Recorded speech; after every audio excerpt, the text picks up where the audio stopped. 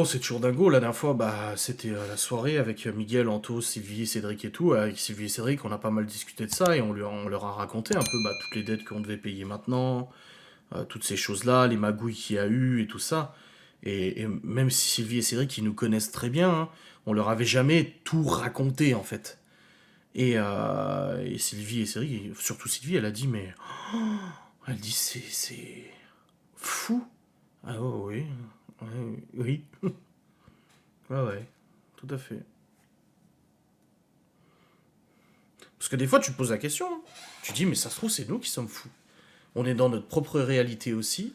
On s'est construit une réalité qui n'est pas la nôtre, qui n'est pas la vraie réalité, machin. Puis après, en fait, quand tu te rends compte que bah, il n'y a pas que moi qui suis concerné, Laura était témoin, mes parents, des amis communs, d'autres personnes proches de tout ça, mais extérieures à notre famille. Et puis tu revois ton dossier, ton avocat, et puis la juge aussi, et tout ça, tu vois, quand on dit qu'on maltraite les gosses qui sont mal nourris, là, encore aujourd'hui. Il y en a une qui a dit avec leur vraie maman, les enfants, ils avaient tout ce qu'ils avaient besoin, c'est plus le cas maintenant. On a un jugement de décembre qui dit totalement le contraire, en fait. Et du coup, bah, tu dis non, en fait, on n'est pas si fou que ça. Après, comme je dis, je suis pas parfait, j'ai pas tout fait, tout bien fait. Il y a des choses que j'ai mal fait, il y a des choses que j'aurais pas dû faire. Mais encore une fois, je sais ce que j'ai fait, je sais ce que j'ai pas fait. Donc voilà, je pense pas qu'on soit dans le déni, je pense qu'on est tout à fait conscient de ce qui se passe, on est tout à fait conscient de ce que j'ai fait et ce que j'ai pas fait. Mais par contre, c'est hors de question d'endosser la responsabilité à 100% s'il y a quelque chose, quoi. Leur raconter une histoire, un conte de fées, ouais, bah bien sûr. Mm. Bah l'image avant tout, de toute façon c'est comme ça. Hein. C'est plus simple, encore une fois, hein. Quoique c'est plus simple, de faire croire une fausse, euh, une fausse histoire. Ouais, j'ai inventé le jugement s'ils veulent.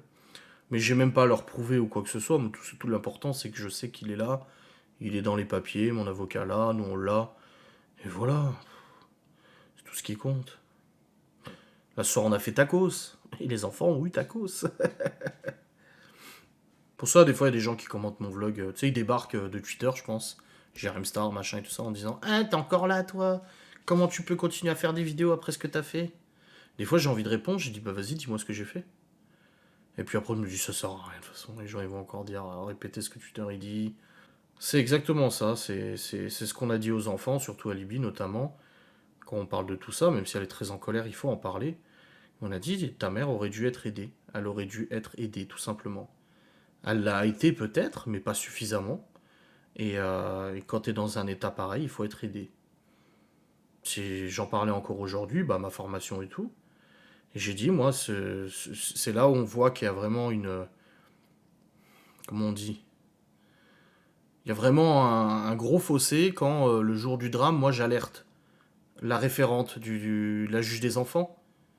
La juge des enfants, je fais un courrier pour avertir qu'il va se passer quelque chose. Et que dans l'autre camp, tout va bien. C'est là où tu dis, soit je la connaissais mieux que eux, ce qui est possible, ou soit alors j'étais plus lucide que eux. Dans tous les cas, il y a une dissonance dans l'histoire, quoi. C'était pas un psychologue, c'était pas un psychiatre déjà, la personne qu'elle a vue. Et puis après, il faut retourner à l'enfance, hein, de toute façon. Tout ça, tous les troubles et machins, j'en ai déjà parlé X et X et X fois.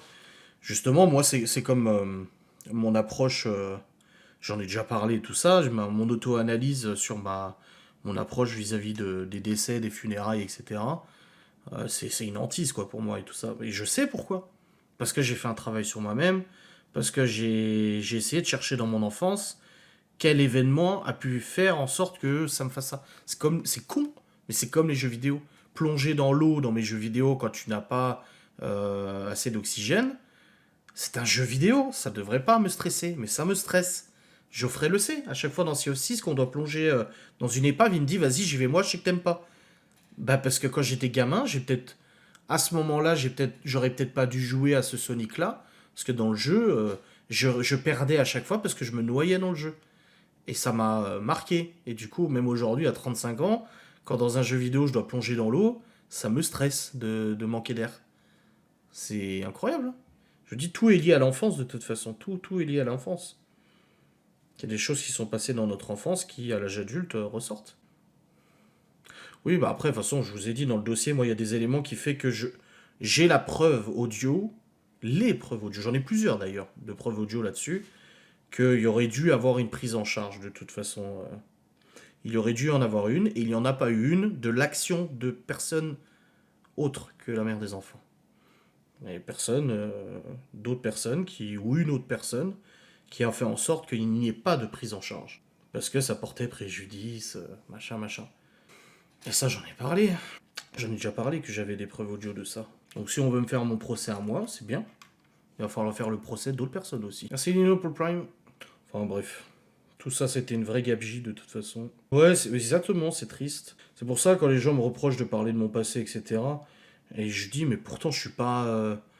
Enfin, j'insulte pas. Ouais, la mémoire d'une défunte. Non, au contraire, je pense que les gens qui sont... Et ce que je disais aujourd'hui à ma formation, j'ai dit de toute façon, les gens, parce que je parlais de ça, on m'a dit de toute façon, les gens qui sont suffisamment intelligents ont bien compris ce qui se passait. Je dis oui, et justement, quand je parle de tout ça, en fait, c'est plus avec tristesse qu'avec... Enfin, c'est triste, quoi. Pas avec tristesse, moi non, mais c'est plus triste qu'autre chose, en fait. Maintenant, l'important, c'est qu'on se focus sur les enfants, voilà. Comme je dis, Libye, elle est très en colère. Et je la reprends, hein, et pourtant, vous savez à quel point j'avais de l'animosité envers sa mère. Mais des fois, elle a des propos, je dis non, tu parles pas comme ça de ta mère. Je dis, t'as pas à parler comme ça de ta mère, t'as pas à dire ça. Je dis non, c'est ta mère, c'est ta mère. Ouais, non, non, non. Et pourtant, je pourrais très bien me réjouir en me disant, ah, elle déteste sa mère, trop bien. Elle la déteste pas, bien évidemment que non. Mais elle a beaucoup, beaucoup, beaucoup, beaucoup, beaucoup de ressentiment et de colère. Mais il faut pas qu'on laisse passer, il faut qu'on lui réapprenne à se souvenir des bons moments. Voilà, c'est tout. Quand j'étais mangé au McDo tout seul avec elle, ouais, au bout d'un moment, elle a dit oui. On parlait des personnes qu'on détestait, j'ai dit maman, je dis tu peux pas dire ça. Tu peux pas dire ça de ta mère. Si je le dis, non, je dis tu te tais, t'as pas à dire ça de ta mère, tu respectes ta mère. Je dis on parle pas comme ça de ses parents. Je dis même si ce qui s'est passé te met en colère, t'as pas à parler comme ça. Et je sais dans son fort intérieur qu'elle le pense pas. Oui, la colère, oui, bien sûr, la colère fait partie du deuil, mais c'est pas pour ça qu'il faut la laisser s'énerver et vociférer tout ce qu'elle veut, quoi. Mais il y a que ça, de l'incohérence. De toute façon, j'ai eu une période où j'ai menti, vous le savez. Il y a ouais, maintenant 10 ans, c'est bon, il y a prescription. Mais quand j'avais ma boîte en Suisse, voilà, j'ai caché pas mal de problèmes et tout ça. Et en fait, plus tu t'enfonces dans le mensonge, et plus tu peux relever des incohérences. Donc plus en fait, plus le mensonge est fort et construit et tout ça, et plus quelqu'un d'assez aiguisé notera les incohérences. Il y a des trucs qui sont d'un moment pas cohérents, quoi. Moi aussi, je côtoie des gens qui des fois racontent des conneries et tout, et enfin, tu réfléchis 2 minutes et tu comprends bien que c'est pas cohérent, quoi. Voilà, c'est... T'es là, attends, tu m'as dit ça l'autre jour, aujourd'hui ça, c'est pas logique, tu vois. Mais ça, voilà, plus le mensonge est gros, de toute façon, et plus l'incohérence est importante. Mais ça, faut encore avoir un esprit critique pour pouvoir s'en rendre compte. Plus c'est gros, plus ça passe. Parce que les gens sont des moutons, c'est tout. Les gens, ils réfléchissent pas. L'école, l'éducation nationale, et c'est pas l'éducation nationale, c'est l'instruction nationale. L'éducation nationale, de toute façon, ne fait rien pour apprendre à nos gosses à avoir l'esprit critique. Tout ce qu'ils apprennent à nos gosses, c'est d'apprendre des leçons et de fermer notre gueule. Fermer leur gueule. C'était déjà le cas dans les années 90 avec nous. Un peu moins quand même. Mais on tend de plus en plus à ça. Donc comment tu veux que les gosses, après au collège et après au lycée, développent un esprit critique si on leur a appris à fermer leur gueule toute leur scolarité? Combien de fois, moi, j'ai eu des profs où je me prenais un peu la tête avec eux au lycée parce que je disais, oui, mais ça, c'est pas bien, ça, c'est pas logique. Ou au niveau de l'histoire, ouais, mais c'est pas logique, c'est pas. Ah non, c'est ta leçon, tu l'apprends. Non, bah non, on n'apprend pas aux gosses. Donc comment tu veux qu'à l'âge adulte, après, ça puisse créer des adultes qui ont un sens critique et qui ont la capacité et suffisamment de jugeote pour remettre en question les choses? Expérience de H. Encore une fois, je vous l'ai déjà raconté et compté, cette expérience de H. Très instructif. Sur l'effet de groupe. Je vais pas revenir dessus, je vous l'ai déjà expliqué, j'ai pas envie de me répéter. Mais c'est ça, c'est ce qui s'est passé avec le Covid, c'est ce qui se passe avec la politique, C'est ce qui se passe avec la Russie, l'Ukraine. C'est ce qui se passe avec tout ce qui régit notre société. Les gens n'ont plus envie de se réfléchir. Les gens n'ont plus envie de se battre. Les gens n'ont plus envie de remettre en question leurs convictions. Les gens n'ont plus envie de se poser, simplement, et de se dire, attends, là, il y a un truc qui cloche quand même. Non, ça nécessite un minimum de jugeote, sauf que les gens ont été conditionnés à l'enfance et à l'adolescence à fermer leur gueule et à prendre leurs leçons, et après en arrivant dans le monde du travail, à travailler pour des patrons qui te disent fais ci, fais ça et ferme ta gueule, sinon ça marchera pas. Et voilà, Laura m'a déjà raconté, elle travaillait dans des boulangeries, ils avaient des cahiers des charges pour faire certains gâteaux, et il fallait pas faire autrement que le cahier des charges, et elle s'est déjà pris la tête en disant oui mais c'est pas logique, et puis ça c'est pas bien fait. Et je crois qu'elle leur a déjà dit, ou elle l'a pensé, elle a dit, mais vous êtes dans vos bureaux à élaborer ça, nous on travaille avec la matière première. On est quand même les plus à même à savoir comment il faut le faire, et de quelle manière. Mais non, c'est ferme ta gueule et fais ce qu'on te dit, voilà. Donc comment tu veux que le monde évolue, comment tu veux que les gens se réveillent, si on leur a pas appris à se poser des questions. Et se poser des questions, c'est pas être complotiste. C'est pas croire à tout ce qui est dit, la 5G, les machins et tout, non. C'est juste, au bout d'un moment, quand une information vient vers nous, se poser, prendre cette information, l'analyser, ça prend pas de 10 ans, hein. Souvent, moi, je vois des trucs qui sont partagés sur les réseaux sociaux, des trucs, machin, des révélations. Mon premier réflexe, c'est de prendre cette information et d'aller sur Internet, essayer de chercher, et plein de fois, ça arrive à mon père, de partager des trucs, et c'est mon père, hein, et pourtant, je lui dis, il partage une fake news, et je lui dis, bah en fait, non, cette photo, elle a été faite en 2012, ça n'a rien à voir avec le contexte d'aujourd'hui et tout, et voilà, c'est tout. Mais pour ça, il faut réfléchir. Ouais, mais ça, c'est pas donné à tout le monde. Ah, ça, un prof qui dit je peux me tromper, ne me reprenez pas, c'est beau. Hein. Le nouveau troll de l'asile, il empêche de parler. Oui, bah ça aussi, hein, de faire taire. C'est comme les antifas hein, dans les manifestations. C'est les mecs qui dénoncent les fascistes alors que c'est les pires fascistes eux-mêmes parce qu'en fait, ils t'empêchent de parler. Ils posent des questions et ça les saoule. Et comme c'était le seul non vacciné Covid dans sa classe terminale, je sais qu'il le regarde à mon œil. Moi, je pose la question, la question à se poser, c'est intéressant, j'en ai encore parlé aujourd'hui en formation. Qui dans votre entourage ne s'est pas fait vacciner et regrette? Est-ce qu'il y a des gens dans votre entourage qui n'ont pas été vaccinés et qui aujourd'hui viennent vers vous en disant « Ah, je regrette, j'aurais dû me faire vacciner ». Ça me bétonnerait que vous en trouviez. Par contre, des gens dans votre entourage qui se sont fait vacciner et qui aujourd'hui regrettent, il y en a à l'appel. Voilà, j'en ai pas mal, ou même des abonnés, quand je parle de ça, qui m'écrivent en disant bah moi je regrette. Ah, je regrette, j'ai l'impression de m'être fait couillonner. Oui, mais c'est le cas. C'est le cas. Je pense qu'aujourd'hui, en 2023, on a assez de recul pour se rendre compte que, oui, le Covid a existé, encore une fois.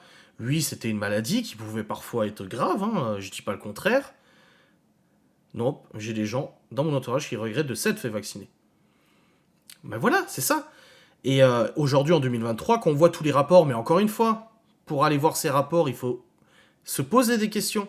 C'est sûr que si tu regardes BFM TV, Evelyne Delia ou je sais pas qui présente le journal télévisé, cette info, tu l'auras pas. Mais il y a de plus en plus d'études qui sortent et qui prouvent justement que le Covid, en fait, a été largement exagéré.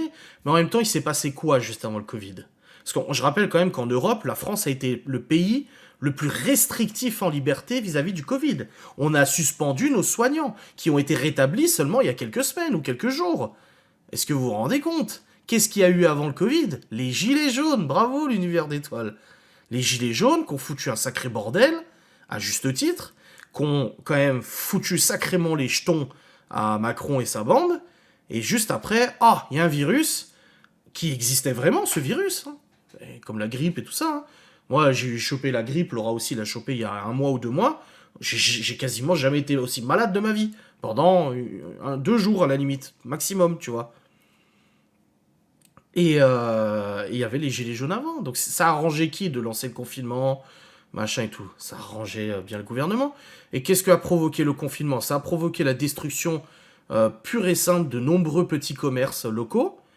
Et aujourd'hui, maintenant, avec l'énergie qui a augmenté et tout ça, la guerre en Ukraine, on aurait très bien pu se passer de se foutre dans cette merde. Et maintenant, on achète le gaz de schiste aux États-Unis, etc., qui eux s'enrichissent, machin.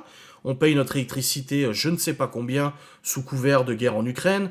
Sauf que quand tu vas regarder un peu les vraies vidéos des combats en Ukraine, alors oui, hein, les Russes, encore une fois, je ne justifie ni l'un ni l'autre.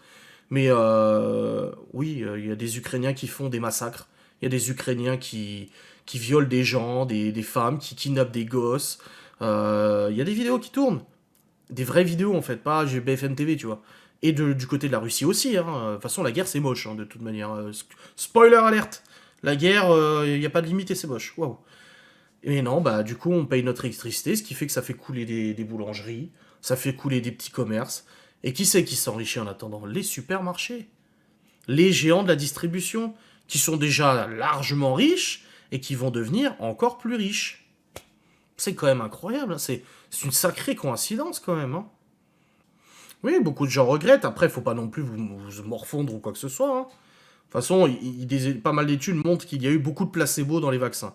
Il y a beaucoup d'injections qui étaient placebo. Il n'y avait rien du tout dans le vaccin. Mais voilà. Ma belle famille ne regrette pas de s'être vaccinée. Ma grand-mère Nona n'a pas été vaccinée. Et je vous dis pas le scandale quand elle a eu son accident et qu'ils ont dû l'amener à l'hôpital. Hein, quand ils ont demandé à ma mère, elle est vaccinée. Non. Limite, il l'a laissé sur place et il l'a jeté par terre. Elle n'est pas vaccinée. Mais vous vous rendez compte? J'ai parlé il y a quelques mois à un psy de tout ça, justement, et il m'a dit, je n'ai jamais vu autant de médecins consulter des psychologues suite à l'affaire du Covid. Des médecins qui, aujourd'hui, sont en dépression parce qu'ils ont l'impression d'avoir manqué à leurs obligations, à leur serment d'Hippocrate et tout ça. Ils ont l'impression d'avoir obéi bêtement à des ordres qui pourtant étaient nocifs pour la population. Ah, sans déconner! Ah bah tiens. Bah oui, eh oui. Bah oui, évidemment. L'expérience de H. Non, c'est 1000 grammes du coup. Là, c'est pas l'expérience de 1000 grammes de H, c'est l'expérience de 1000 grammes. C'est le rapport à l'autorité. Je vous laisserai aller voir sur internet de quoi ça parle. C'est une expérience où justement il démontre que par une autorité supérieure, beaucoup de personnes obéissent aveuglement sans se poser de questions. Mais oui, c'est les menaces et tout ça. Mais aujourd'hui, c'est qui paie les pots cassés? Le peuple. Voilà, comme d'habitude. Le quoi qu'il en coûte. Ah bah il est beau le quoi qu'il en coûte. C'est pas compliqué. Tu veux que le gouvernement retire. Je vous disais la dernière fois, j'ai pas la solution. À force d'avoir parlé avec pas mal de gens, d'avoir vu des trucs, lu, et j'ai écouté des reportages, je me suis tapé un reportage de 2 heures sur mai 68 la dernière fois, parce que je connaissais pas plus que ça et je voulais me renseigner. Vous voulez faire chuter le gouvernement? Vous voulez annuler le machin? À partir de demain, pendant une semaine, on décide de rester chez nous, de ne pas aller au supermarché, de ne pas faire le plein, de ne pas dépenser notre argent, etc. et retirer notre liquide des banques. Vous allez à la banque, vous demandez à retirer, même si vous avez 50 balles, 100 balles, 200 balles, 1000 balles ou quoi que ce soit. Vous retirez en liquide. Une semaine, t'inquiète pas que le gouvernement, il bougera là. Y a pas de problème, là il va bouger très très très très très vite là. Là, le pays à l'arrêt comme ça et pour l'instant les gens sont pas prêts parce que les gens sont dans leur truc là et j'ai vu l'intersyndicale qui appelle à manifester le 13 avril. Waouh, si au bout d'un moment... Oh bah Pfizer, AstraZeneca et tout ça. Et là ils se sont fait discrets, on les entend plus. Hein. Vous avez vu n'empêche, hein. On n'entend plus parler. Ou non, ils avaient tellement peur qu'il y ait des doses qui soient jetées à la poubelle qu'ils appelaient tout le monde à venir se faire vacciner. Et là, on n'entend plus parler. Ils sont enrichis à je sais pas combien de millions, voire milliards. Mais, de toute façon, du moment où il y a de l'argent qui est là-dedans, de toute façon, c'est pourri. En grève de consommation. Ah, c'est beau. Après, je dis ça, mais je suis le premier à aller au magasin. Attention, hein, je dis pas que je suis parfait. Hein. Je dis juste que ça serait une bonne solution. Bon, les amis, le live va se terminer. En 3 jours, ça serait plié. J'espère que vous avez passé un bon live. On a bien discuté. On se retrouve demain pour un nouveau live, du coup. Vu que, bah, du coup, hier, avant-hier, j'ai pas fait le live et tout ça, j'ai décalé à aujourd'hui. Avec les souvenirs des gens, leur chariot rempli de PQ pendant le Covid. Oh putain, mais grave. Passez une très bonne soirée. Demain, vous avez un vlog de 30 minutes, je crois, quelque chose comme ça. Ouais, 31 minutes 33. Une facecam et tout ça. Pas sûr pour moi, demain, je suis à la campagne. Ouais, bah, profite de ta campagne, t'as bien raison. Des bisous à toutes et à tous. Salutations distinguées.